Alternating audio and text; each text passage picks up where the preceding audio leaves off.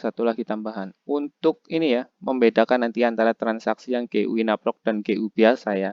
Kalau GU biasa itu masih seperti biasa ya pajaknya, seperti pajak LS ya. Untuk PPN 12%, kemudian untuk PPh-nya 1,5%, untuk PPh 22 dan 2% untuk PPh 23. Nah, untuk membedakannya nanti di TBP-nya itu dibunyikan ya. Transaksi yang Inaproc, khusus yang Inaproc nanti disebutkan sesuai SP Inaproc nomor tanggal, kemudian BST nomor tanggal. Jadi nanti ketika diperiksa, ini kok nggak ada pajaknya gitu. Oh, ini pengadaan Inaproc, yang store pajaknya Inaproc-nya gitu ya.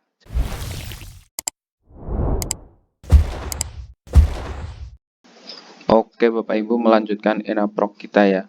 Tentang pajak di Inaproc ya. Kemarin banyak yang tanya. Untuk GU yang pakai Inaproc pembayarannya, untuk pajaknya gimana? Jadi, untuk pajak di Inaproc itu sama saja sebenarnya Bapak Ibu. Cuma beda perlakuan pemungutan dan penyetorannya saja.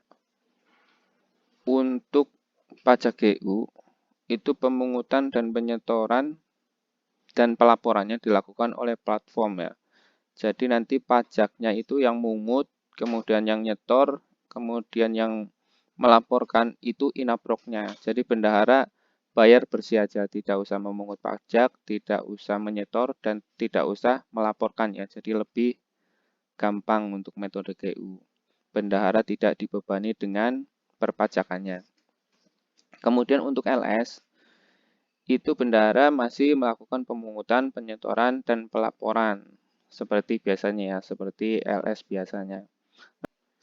Jadi nanti kalau invoice-nya GU, itu tidak boleh dibayarkan di SPMLS atau sebaliknya. Kenapa begitu? Nanti beda perlakuan di pajaknya gitu. Misalnya Bapak Ibu membuat metode bayar pakai GU, tapi pengajuannya lewat LS gitu. Nanti uang yang sampai ke vendornya itu tidak dipungut pajak ya. Jadi nggak boleh tertukar nih. Kalau metode pembayarannya awalnya GU ya harus dibayar dengan GU. Kalau yang LS juga dengan LS ya. Jadi penting ini di metode pembayarannya nanti.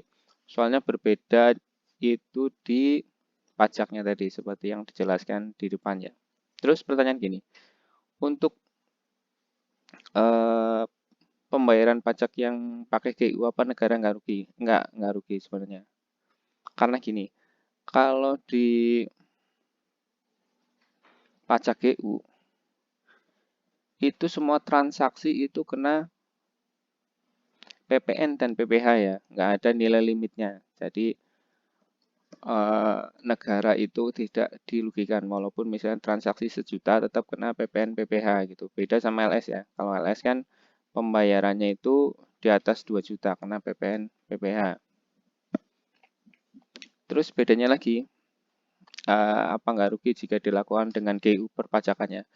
Kalau GU itu yang PKP itu adalah Inaproc-nya ya. Jadi semua vendor itu pasti dikenakan pajak, baik dia PKP maupun yang non PKP. Kalau LS kan beda ya. Kalau yang PKP kena PPN, yang non PKP tidak bisa dikenakan PPN. Jadi untuk yang metode GU ini jangan khawatir pajaknya nanti akan merugikan negara atau akan tidak di-store ke negara ya karena sistem ini pasti lebih rapi sistemnya Inaproc. Kemudian tarifnya gimana? Tarifnya itu tersendiri ya untuk pajak GU di Inaproc di sini.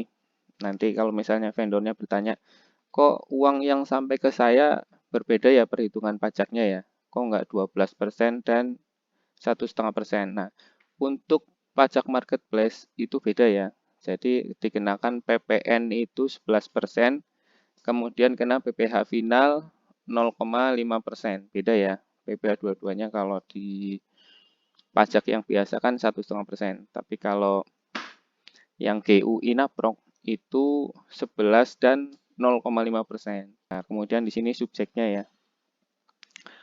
Subjek pajaknya itu marketplace di sini merupakan pihak lain wajib PKP di sini yang ditunjuk sebagai pemungut pajak PPh dan PPN. Kemudian rekanannya itu merupakan pengusaha seperti biasa ya. Kemudian instansi pemerintah itu bukan sebagai pemungut pajak di sini.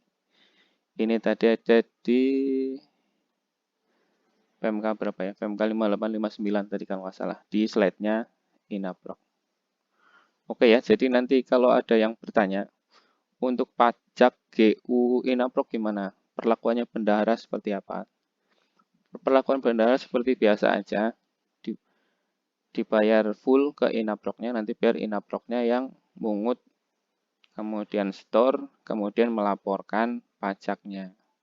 Jadi bendahara lebih gampang dalam hal ini.